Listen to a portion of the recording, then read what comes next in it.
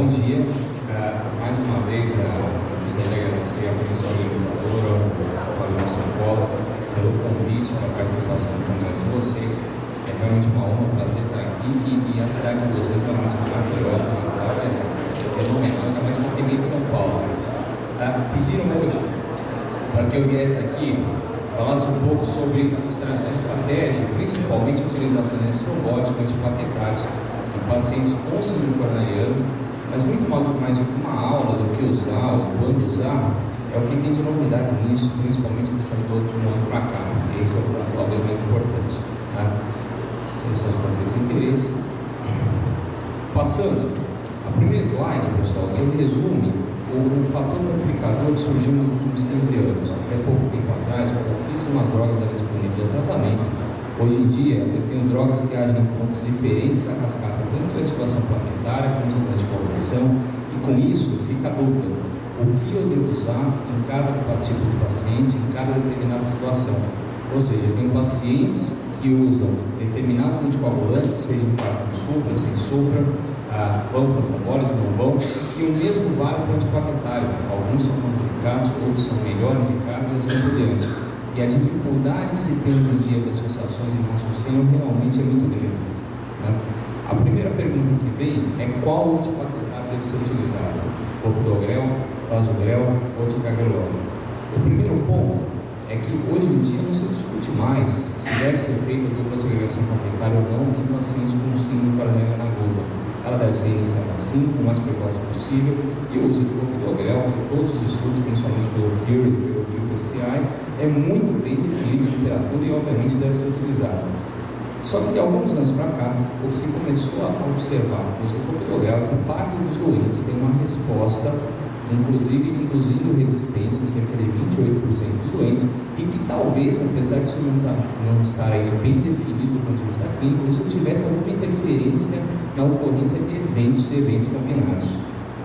Dessa forma, novos antiplaquetários foram desenvolvidos para tentar cortar esse problema da resistência à ação do antiplaquetário, e o primeiro deles foi o prasugrel, que foi apresentado pelo estudo Triton em 2007, avaliando tanto pacientes com ou sem supra e comparando a estratégia de administração com o clopidogrel versus o prasugrel, com 60 mg de ataque e 10 de manutenção, comparando com o desfecho primário, infarto, morte e AVC. Esse estudo mostrou, assim, uma superioridade do prasugrel em relação ao clopidogrel em eventos combinados. No entanto, mostrou um índice de sangramento também considerado, isso incluindo sangramentos maiores, mas ainda com benefício líquido a favor. Quando feita uma análise de subgrupos, o que se observou é que pacientes que já tinham apresentado AVC ou AIT prévio, que tinham mais de 75 anos ou menos 60 quilos, eram os pacientes de alto risco de sangramento, eram aqueles que interferiram no estudo, de modo que isso se tornou, obviamente, uma contraindicação absoluta relativa ao uso da medicação. Mais para frente, em 2009, foi publicado o primeiro estudo, incluindo o ticagrelor, que foi o Plato.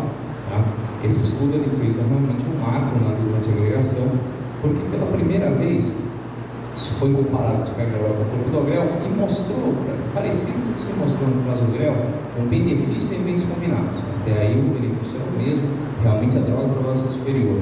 Mas pela primeira vez surge um novo antiagregante plaquetário que, de uma forma até inesperada para quem realmente fez o estudo, ele reduziu a mortalidade com desfecho duro, diferente do que o prasugrel havia feito em comparação com o clopidogrel no estudo Triton há 2 anos atrás.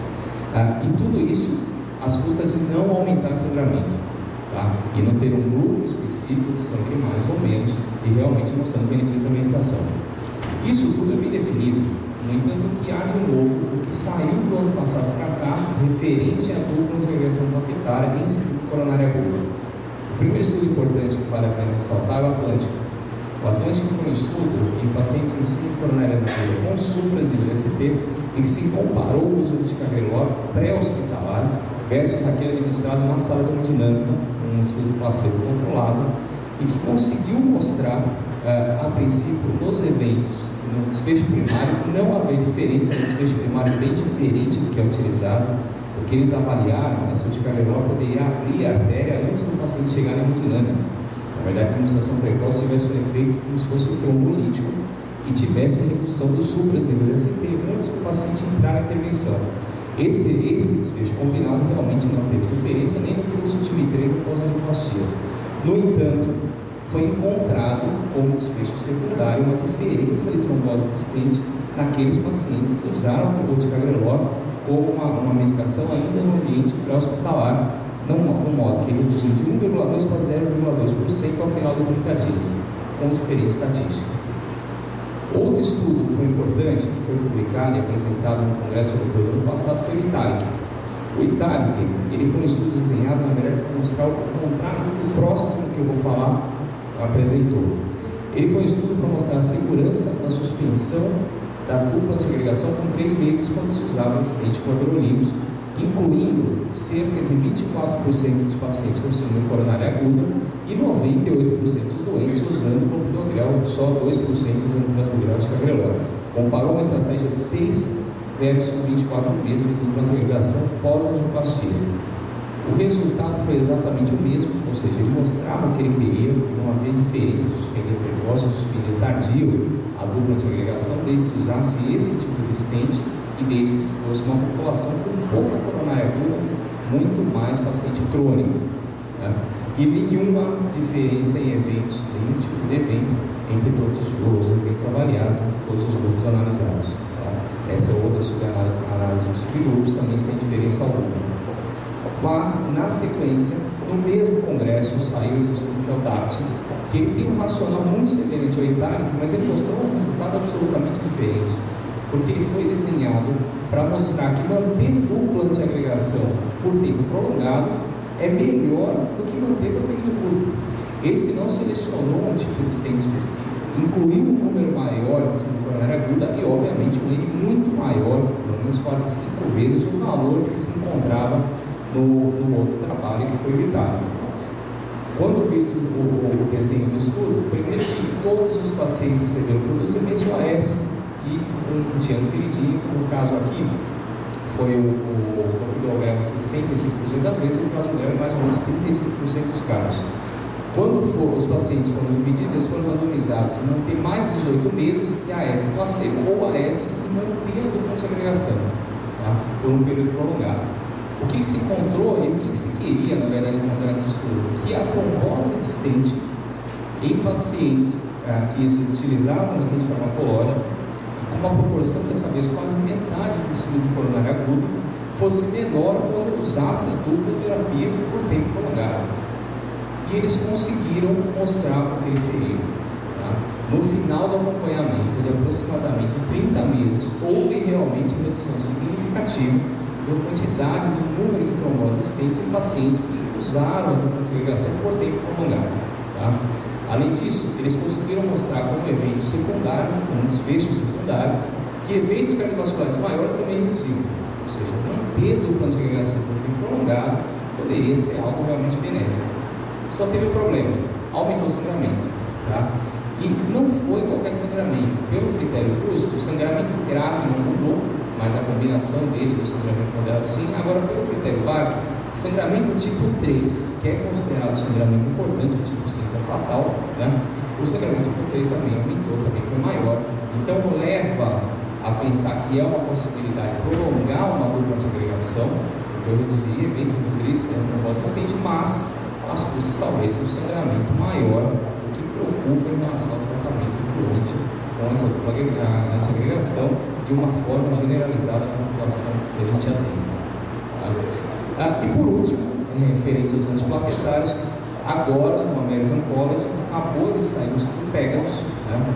E esse estudo ele foi um pouquinho diferente, na verdade. Ele avaliou o uso a longo prazo sim do ticagrelor em 21 mil pacientes, avaliando o desfecho primário de eventos combinados. Mas o desenho dele separava que o doente tinha que apresentar o último quadraduro entre 1 a 3 anos previamente, tem um fator adicional que eu vou mostrar agora, e ele dividia 3 grupos. Então, por um ano, a EG fazia um tratamento normal, depois ele mantinha a AS e aí com placebo, ticagrelor uma dose reduzida, 62 vezes, ou ticagrelor 92 vezes seria a dose atual. Né? Aqui eram os critérios de inclusão, então tinha que ter alguns dos fatores aterotrombóticos que ele chamava, mas por outro lado, como critério de exclusão, ele excluiu, por exemplo, pacientes que já tiveram AVC, inclusive AVCI, Se o paciente tem qualquer história de sangramento, ele já tirou também da análise, e obviamente que o paciente com disfunção renal hepática grave também estava fora do estudo nesse momento. O que ele conseguiu mostrar? Uma redução de eventos. Ele conseguiu mostrar que, acompanhando na média aí, de 3 a 37 meses, que os doentes reduziam o evento usando a dupla antiagregação com ticagrelor de uma maneira semelhante, seja com 60 ou com 90, tá? Que havia, isso aqui eu chamo a atenção, olha a quantidade de doentes de menos de 75 anos que utilizavam, e é nesse grupo que provavelmente o benefício é maior. Aqui também mostrou uma diferença, principalmente sexo feminino, mas nesse ponto chama atenção, e aqueles que tinham apresentado quadragudo há menos tempo, há menos de 2 anos atrás. O benefício foi principalmente nos eventos combinados no infarto, só que, de novo, as custas de sangramento maior. O critério time de sangramento é um critério que realmente assusta. Tá? Ele não é um critério, pelo que foi mostrado aqui, não mudou o sangramento fatal, mas o critério time tem que ter queda de pelo menos 5 pontos de hemoglobina para que você seja considerado sangramento maior. Convenhamos que qualquer um que trata o paciente com síndrome coronária aguda, quando o doente desse apresenta um sangramento de 5 pontos de hemoglobina, é algo realmente preocupante, é algo que não se vê de rotina, e óbvio que isso até assusta, portanto, de novo, mostra que talvez tenha um potencial benefício, mas ainda não dá para ser avaliado nesse contexto e generalizado para toda a população. Tá? De uma maneira que as recomendações atuais da diretriz europeia, que eu só vou mostrar, é que se use o ticagrelor, primeiro que se mantenha a medicação por 12 meses, a dupla antiagregação, e que se use de preferência o ticagrelor, podendo ser também utilizado o prasugrel, mas tem uma ressalva de que se deve saber a anatomia coronária antes da introdução do Triton, todos os pacientes incluídos. Foi vista a anatomia coronária antes da inclusão, e que o clopidogrel, na verdade, hoje em dia, ele cai com uma recomendação secundária e só deve ser utilizado se a gente não tiver disposição de ticagrelor ou se não tiver disposição o prasugrel. Para síndrome coronariana aguda, consulta a mesma recomendação dentro de 12 meses e de preferência também de ticagrelor, também prasugrel, isso não muda nada em relação à censura. Tá? E a outra pergunta que vem, essa mais rápida, se eu devo usar heparina não fracionada, enoxaparina ou fondaparinose. Aqui, eu vou comentar especificamente a síndrome sem açúcar, onde mais dúvida nós temos do que deve ou não ser utilizado em relação ao antitrombótico. Primeiro, que ninguém tem dúvida que a enoxaparina, quando comparada à heparina não fracionada, ela realmente mostrou benefícios. Essa aqui é uma das últimas meta-análises, foi publicada em 2007, juntando os estudos principais, o Extract, o Synergy, todos incluídos aqui, e mostrando que a enoxaparina realmente tem benefícios em relação à heparina não fracionada. No entanto, em 2006 foi publicado um estudo ACE5, que comparou a enoxaparina na dose usual de 1 mg por quilo de 12 a 12 horas com o fondaparinux, inibidor direto do fator anti-10A, e que mostrou e que comparava na dose 2,5. O que esse estudo mostrou é que com 9 dias, era um estudo de não inferioridade, não havia diferença, esse era o desfecho principal, em eventos combinados entre enoxaparina e fondaparinux. No entanto, desde o começo já mostrava uma diferença significativa em sangramentos maiores, ou seja, mostrava que talvez o fondaparinux realmente fosse mais seguro, uma vez que se usa uma dose inferior, do que a enoxaparina no tratamento da síndrome coronariana sem açúcar. Esse benefício de sangramento foi observado em todos os grupos de uma maneira homogênea, ou seja, o fondaparinux realmente mostrava sangramentos. Tá? E quando se compara a evolução com 30 dias e com 180 dias, lembrando que isso é um desfecho secundário, o estudo não foi desenhado para isso, ele mostrou diferença em mortalidade. Tá? Ou seja, quando a parinux parecia com um desfecho secundário, apesar do desenho ter sido feito para avaliar isso, mostrar realmente uma menor mortalidade, que é a enoxaparina. Tá? O que é de novo, o que publicaram novo em relação ao anticoagulantes no ano passado? Tirando estudos de bivalirudina, que não tem no Brasil, o que mais impactou no ano passado foi esse registro, publicado no Congresso Europeu, que é o SWEDEHEART. Para quem não sabe, a Suécia é um dos países que tem um dos melhores registros no mundo. Eles têm um banco de dados fenomenal, que junta todos os hospitais quase do país, que automaticamente os dados do sistema coronariano caem nesse banco e permite uma avaliação. O banco deles mostrou um N de quase 41 mil doentes avaliados E isso é estudo de vida real. Ou seja, aqui eu não estou selecionando o paciente com trial, eu não estou excluindo pacientes com risco maior de sangrar, eu não estou fazendo nenhum viés de seleção nesse momento, eu tenho muitos pacientes na vida real, e mostrando o que aconteceu em quem usava enoxaparina e fondaparinux. Ponto importante, no começo do estudo, o uso de enoxaparina era absurdamente superior ao fondaparinux, mas com mudança de diretriz, que eu vou mostrar daqui a pouco, o fondaparinux passou e no final do estudo quase 80% dos doentes usavam fondaparinux na Europa, na Suécia especificamente, e por um motivo claro, né? Porque quando se olha no estudo do mundo real, da vida real, a mortalidade em 30 dias hospitalar, o fondaparinux já mostrava ser superior, e em sangramento novamente de novo o mesmo resultado. E em 30 dias, novamente os estudos, os desfechos, os resultados que foram encontrados no ACE5 se apresentavam na população, aplicado ao seu uso na população em geral, da mesma forma, ou seja, voltava a diminuir a mortalidade e não voltava a diminuir o sangramento nesse grupo de pacientes. Tá?